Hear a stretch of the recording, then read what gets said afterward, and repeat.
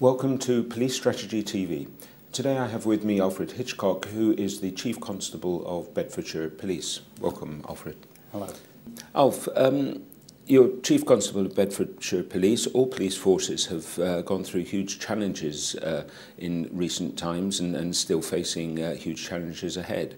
What are the specific challenges that you face in Bedfordshire and how are you addressing those? Yeah, some real difficulties for Bedfordshire, obviously, because the budget cuts have impacted in different ways in different forces. And for Bedfordshire, the 5 criteria that mean that you're in a poor financial position all apply to Bedfordshire. So in terms of precept, central government grant, but also things like reserves. And so the financial picture is really difficult. And then the context of an urban policing environment in the south of the county, but kind of rural levels of funding, which means that it's a really challenging policing environment as well. But we've responded really well to the challenge over the last 18 months, and we've seen crime going down at the same time as meeting the budget challenge, but through a whole variety of methods.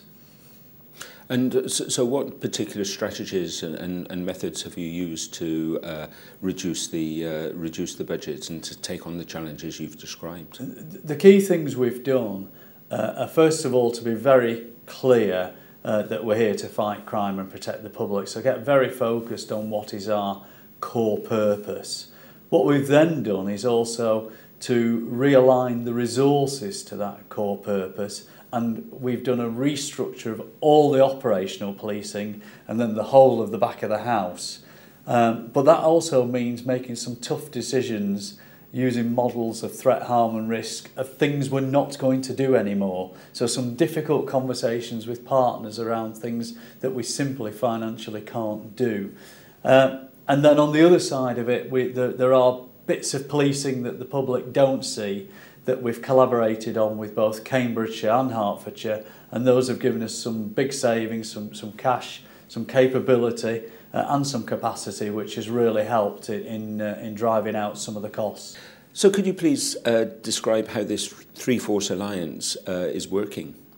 Yeah, what we've done is picked off, first of all, a range of operational areas that we can merge together, things that the public don't see. So things like major crime unit, scientific support, roads policing, automatic number plate recognition, interceptor teams, professional standards and all those areas. And the 3 forces have now joined together. There are areas that we think are possible to join together.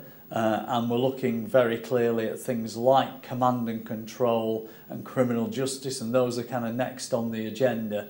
And then we've got a further piece of work which is slightly more complex because it involves a 4th part of this, which is bringing in the private sector. So we're currently working through service specifications for a possible outsource of some of our back of house businesses across the 3 forces, so adjoining and outsourcing. At the moment, the operational bits that we've done have given the 3 forces a £6 million of savings, but with improved services, so it shows it can be done. The governance is difficult because you've got 3 forces in 3 different positions, but it is doable despite being difficult. So you described governance being challenging, but are there cultural differences between the 3 forces and maybe operational differences as well that have made it difficult to implement the approach? Yeah, there's undoubtedly that the 3 forces operate slightly differently, but once the teams come together, those differences very, very quickly evaporate.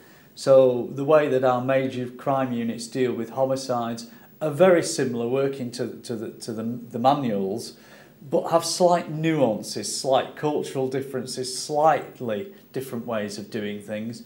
But actually, by bringing it together, we're all learning from each other and picking off which is the best way of doing it. And that has meant that all 3 forces have benefited from the joining up. So it's those kind of cultural differences, those policing operational differences very, very quickly evaporate. And what differences are the public seeing as a result of this approach? I think the public see a better service, they see a more professional service.